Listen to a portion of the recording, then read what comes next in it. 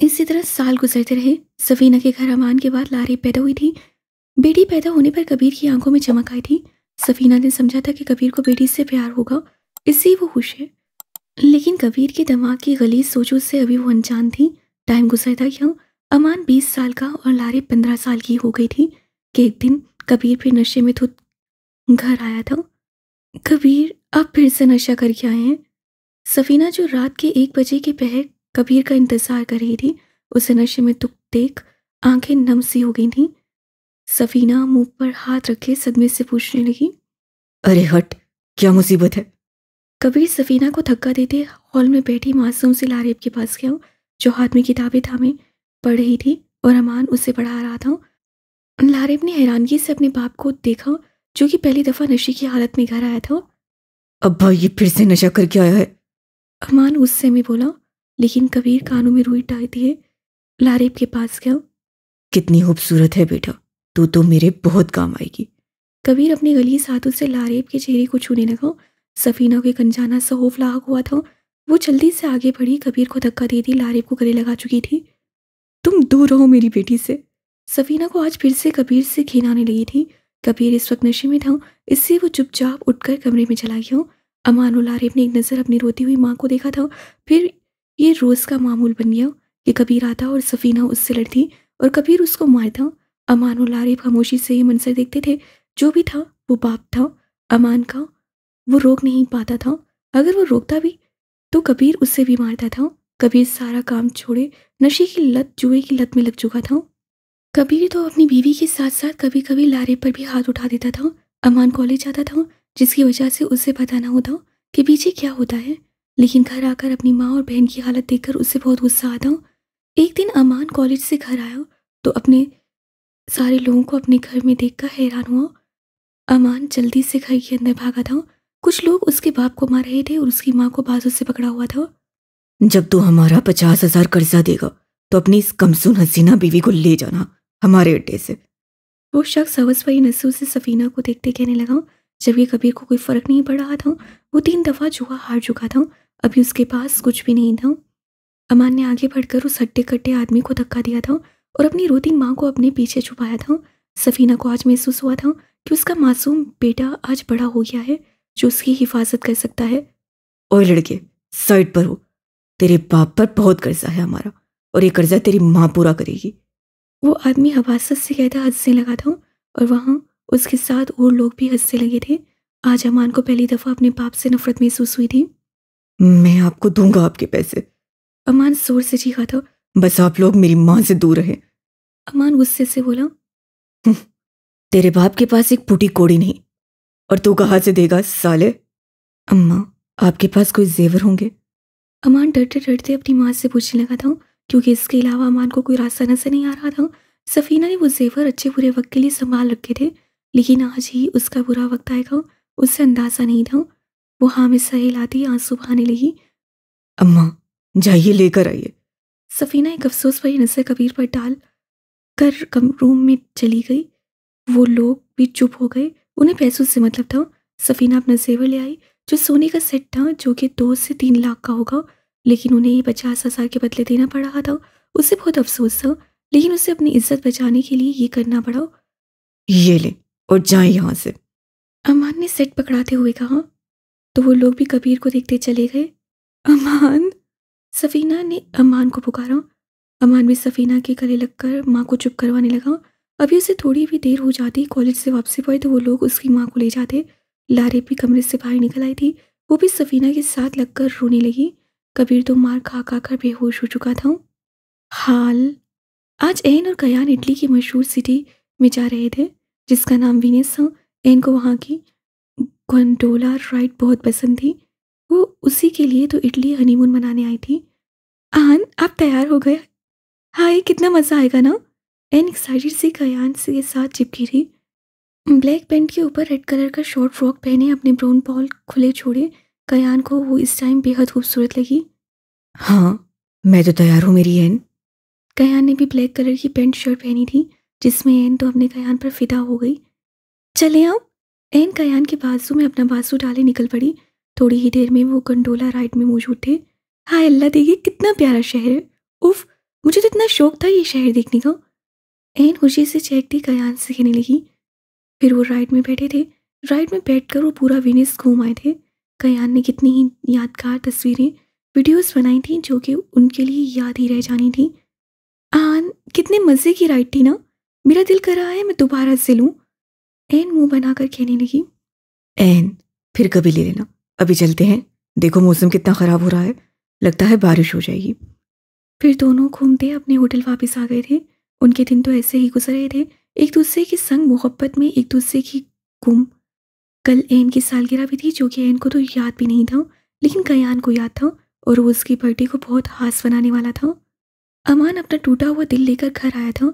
उसके शिकस्ता कदम आगे ऐसे जैसे उठने से इनकारी थे।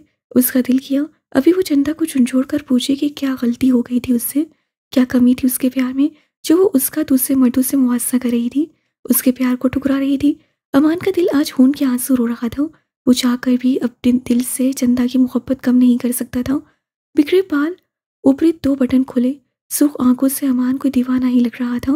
वो सावियार को अपनी उदासी जाहिर न करवाते जल्दी से कमरे में चला गया था कि उसकी ये हालत कोई देख न सके।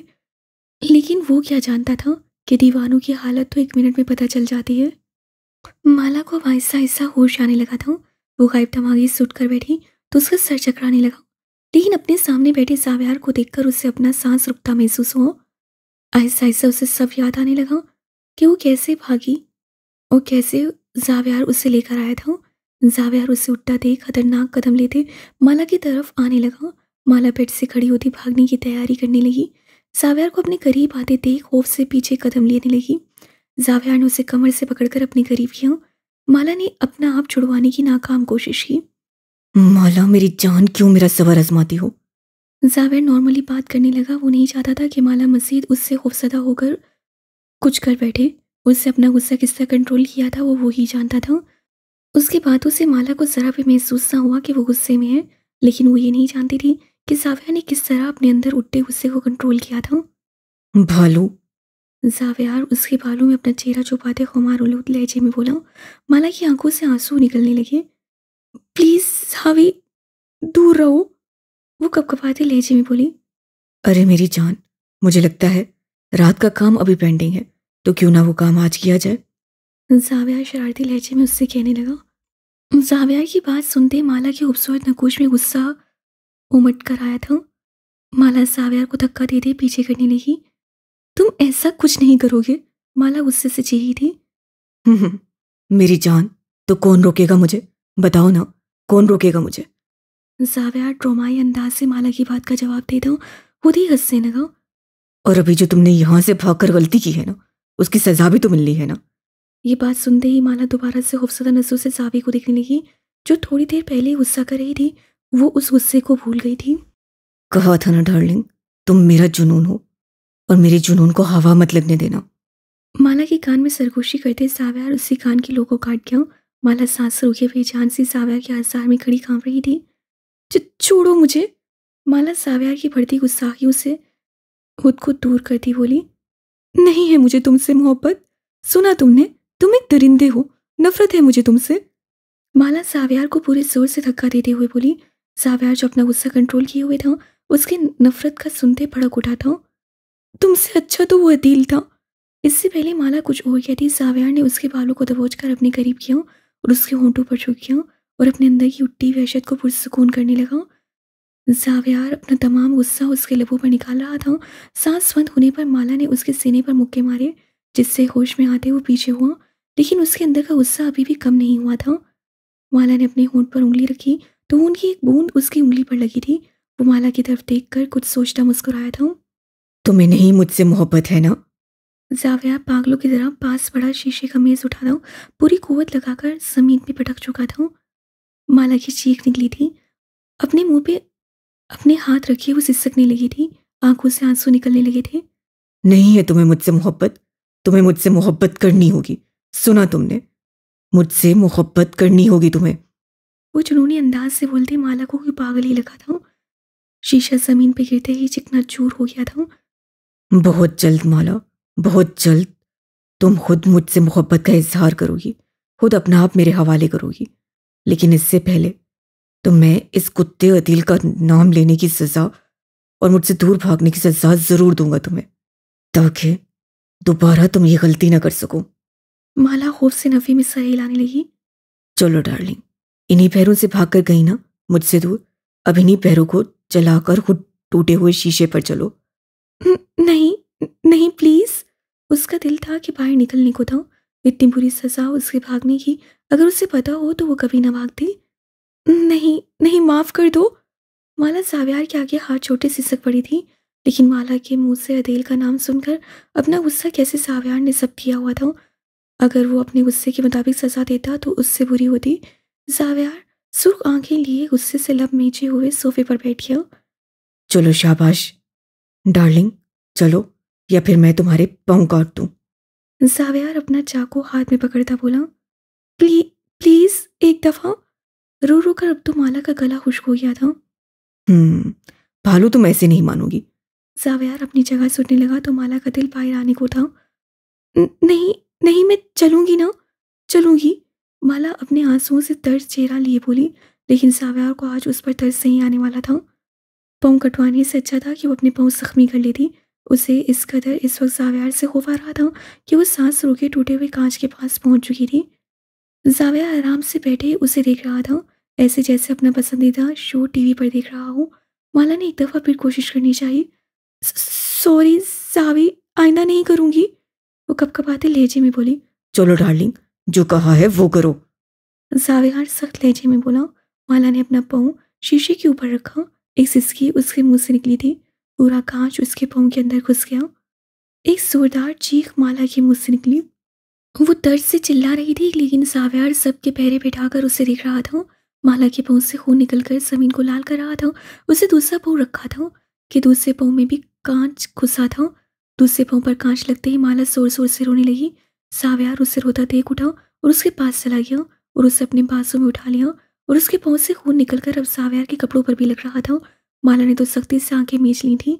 इतना दर्द था कि माला से अब रोया भी नहीं जा रहा था और रोते रोए हुए अपने बाजू जावियार की गर्दन के गिर्द बांध दिए थे। वो दोबारा से नीचे नहीं गिरना चाहती थी। डार्लिंग, उम्मीद करता हूँ कि ये तुम्हारी आखिरी गलती होगी मुझसे दूर जाने की। जावियार उससे पेट पलटाते अब उसके पहुंच से कांच निकालने लगा था। माला तो खौफ के मारे मसम्मत भी नहीं कर पा रही थी। अभी उसने एक कांच निकाला कि माला के मुंह से चीख निकली थी और वो इधर उधर सर मारने लगी। फिर दर्द न बर्दाश्त करते बेहोश हो चुकी थी। ओह, मेरा भालू तो बेहोश हो गया। जावियार बेचारगी से कहने लगा। फिर वो बाकी के कांच भी निकालते पट्टी करने लगा और मेड को बुलाकर कमरा साफ करवा दिया। मेड के कमरे से जाने के बाद जावियार माला को अपने हंसार में लेते उसके साथ ही लेट गया। मेरे भालू, तुम नहीं जानती हो मैं तुमसे कितना प्यार करता हूँ। अपना चेहरा उसके बालों में देता खुद भी सुकून महसूस करते करते नींद के आगोश में चला गया। लारेब का मासी। अब तो ये रोज का मामूल बनता जा रहा था कि कबीर जुआ हार कर आ जाता और अमान किसी न किसी से उधार लेकर घर का सामान बेचकर वो कर्जा उतारने लगा था। कबीर शहबाज सामी बड़े जवारी और स्मगलर के हाथ लग चुका था। कबीर अब वहाँ उसके पास जुआ खेलता, कभी हारता तो कभी जीत जाता। सफीना अब दिन रात सलाई करके अपने बच्चों को पढ़ा रही थी, पेट पाल रही थी। अमान कॉलेज जाता था और सेकंड टाइम वो जॉब करता था। लारी अभी 10वीं क्लास में ही थी। दिन रात एक करके मेहनत करके सफीना अपने बच्चों और नशई जवारी अपने शोहर को पाल रही थी। अमान कॉलेज और लारिफ स्कूल गई थी और सकीना हॉल में बैठी कपड़े सिलाई कर रही थी कि जोर जोर से कोई दरवाज़ा बजाने लगा। सफीना का चेहरा सर्द पड़ा था। सफीना दिल में आयतल कुर्सी का वर्द करती सुस्त कदमों के साथ दरवाज़ा खोलने लगी। दरवाज़ा खोलते ही सफीना की चीख निकलती थी। आंसू आंखों से लड़ियों की सूरत बहने लगे।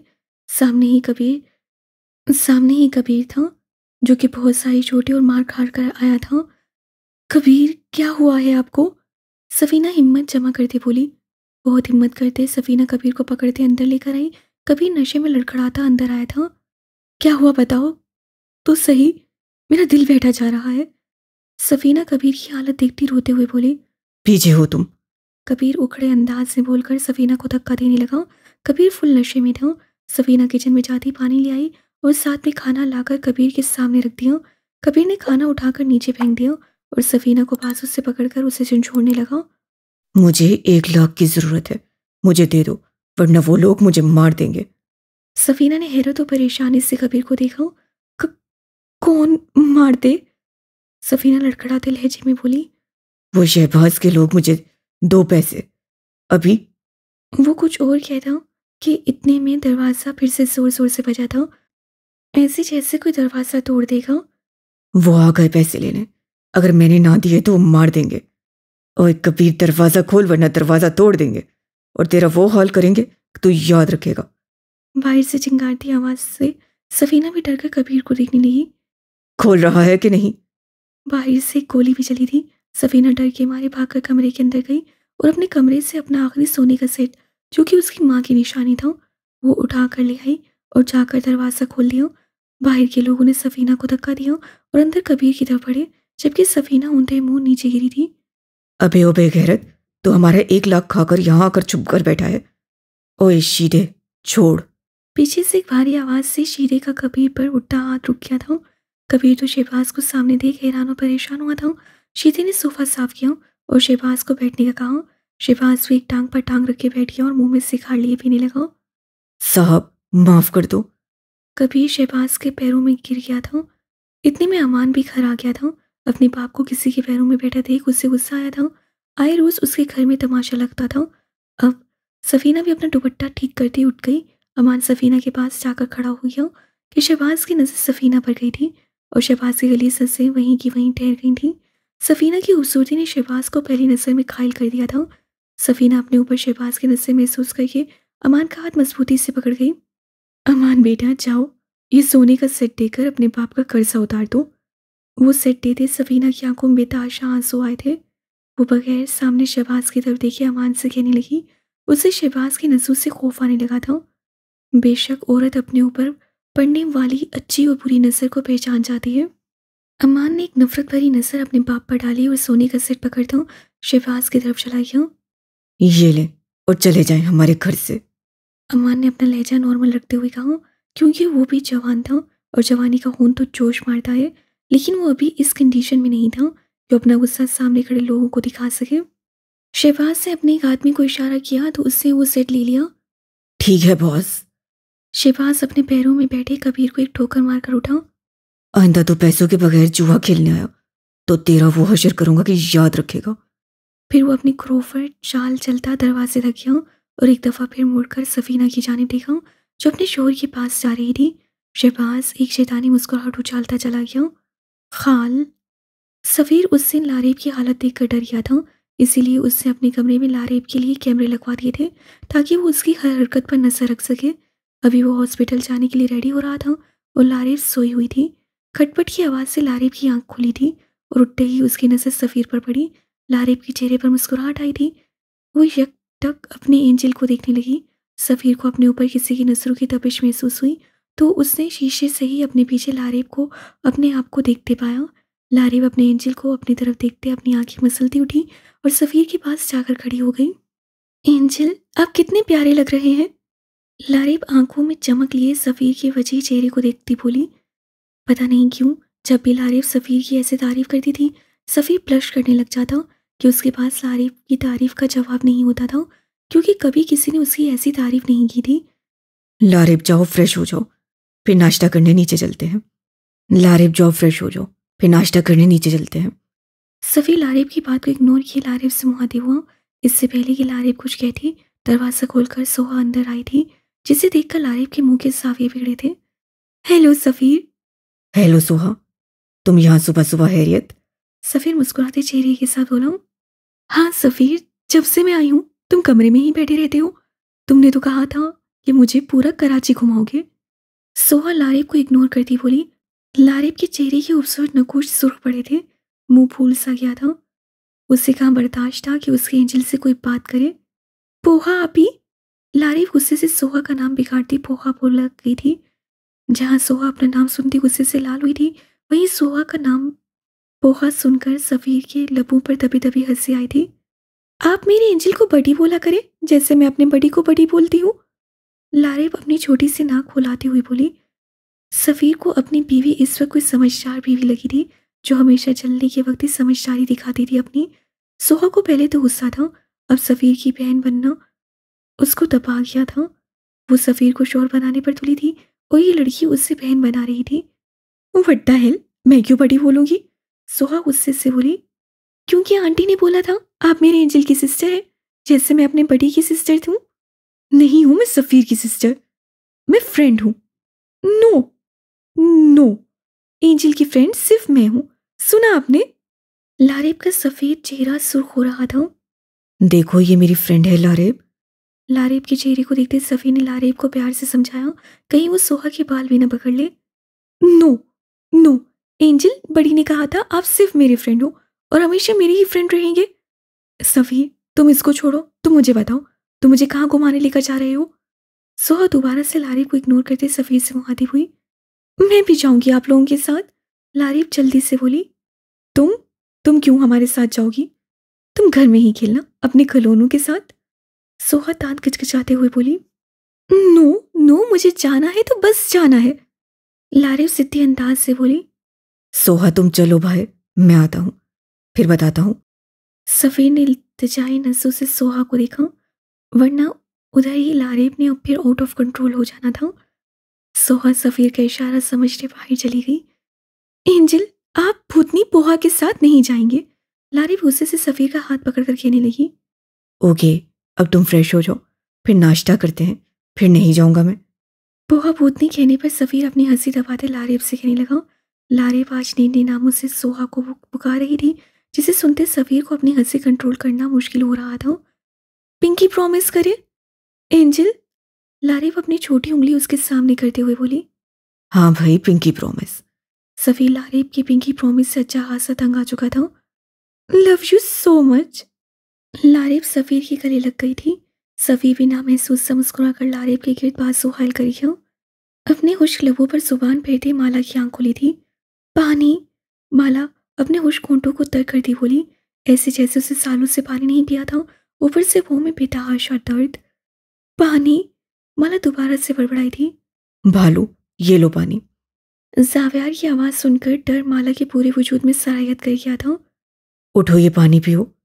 जावियार माला को कंधे से पकड़कर अपने बैकग्राउंड के साथ बैठा था। पानी का गिलास माला के लबों से लगा के होप से माला आंखें फाड़े जावियार को देख रही थी। पानी तो वो पी ही नहीं रही थी। भालू पानी पियो। जावियार सख्ती से बोला। माला उसके बेइंतहा करीब थी। जावियार के सख्ती से बोलने पर माला घटाघट एक ही सांस से पानी पी गई। मेरे भालू को दर्द हो रहा है। जावियार मुस्कुराता माला की पाँव की तरफ इशारा करता बोला। नहीं, मजा आ रहा है, माला चलकर आहिस्ता से बोली, लेकिन जावियार सुन चुका था, जिससे जावियार के होंठों पर मुस्कुराहट आई थी। मैं जानता हूँ भालू, जो मैंने किया वो नहीं करना चाहिए था। जावियार अपने हाथ माला के गाल पे रखते प्यार से बोला। लेकिन भालू, ये तुम्हारी भूल है कि तुम अब कभी मेरी कैद से आज़ादी हासिल कर सकती हो। जब तक मैं जिंदा हूं, तुम्हारी ये आज़ादी की ख्वाहिश कभी भी पूरी नहीं होगी। अगर आज़ादी चाहती हो तो मेरे मरने की दुआ करना, वरना जिंदगी में तुम्हारी जान मुझसे कभी नहीं छूटेगी, क्योंकि मैंने तुम्हें बचपन से चाहा है और अब ये दिल तुम्हारा तलबगार हो चुका है। मुझे भी सिर्फ तुम्हारी मोहब्बत चाहिए मेरी जान। जावियार कहता उसके एक एक नक्श को चूम रहा था। इससे पहले वो मजीद बहकता माला हिम्मत करते बोली। दर्द हो रहा है पाँव में, माला जावियार की बात नजरअंदाज करती अपने पाँव की तरफ देखते बोली। ओके, नाश्ता मंगवाता हूँ, फिर हम साथ में नाश्ता करते हैं, फिर तुम्हें मेडिसिन देता हूँ। माला का इग्नोर करना जावियार को गुस्सा दिला गया था, लेकिन वो जब्त करता बोला। मेरी जान, ये सजा तो कुछ भी नहीं, लेकिन जो सजा मैं देता हूं ना, वो तुम्हारी नाजुक सी जान झेल ना पाती। जावियार इंटरकॉम से नाश्ता मंगवाता माला की पट्टी चेंज कर दे हुए बोलने लगा। अमान को भी जावियार की कल की हरकत का पता चल चुका था। उसे जावियार पर बेहद गुस्सा आया था कि कैसे वो उसकी भाभी दोस्त को इतनी बड़ी सजा दे सकता है। अब वो माला से मिलने के लिए जावियार के कमरे में मौजूद था। माला ने अमान को देखकर गुस्से से मुंह फेर लिया। अमान को अपनी दोस्त प्लस भाभी के इस रवैये से बहुत तकलीफ हो रही थी। माला भाभी, मैंने आपको कहा था ना कि मत भागे। जावियार को वॉशरूम जाते देख कर अमान धीरे से बोला। शर्म आती है अमान मुझे तुम्हें अपना दोस्त कहते हुए। माला तो गुस्से से फट पड़ी थी। तुम भी जावी के साथ मिलकर लोगों को बेरहमी से कत्ल करते हो। तुम लोगों को तरस नहीं आता जब लोग तुम लोगों के सामने तड़पते हैं, भीख मांगते हैं। माला ने जावी की बजाय अमान को शर्म दिलाने की कोशिश की। उसका गुस्सा सिर्फ अमान बेचारे के सामने चलता था।